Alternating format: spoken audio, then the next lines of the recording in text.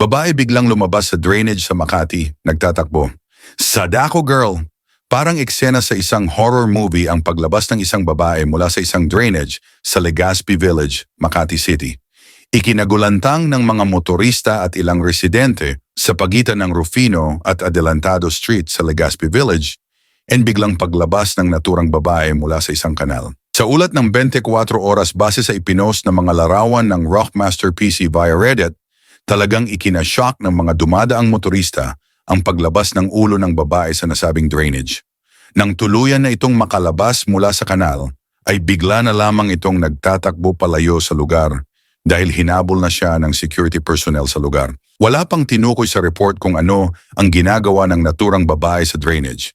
Hindi pa rin alam ng mga nag-imbestigang otoridad kung paano at kailan nakapasok sa kanal ang babae. Sabi pa sa ulat, inalam agad ng mga room-responding security staff sa lugar kung ano ang posibleng hinanap o tiniktikan ng babae sa loob ng drainage. Malaki kasi ang drainage sa ilalim. Lalo na yun manhole na binababaan ng mga Maynilad, pwede ka tumira sa loob at pwede lagyan kumpletong gamit. May hagdan, sinilip ko talaga nang may ginagawa sila.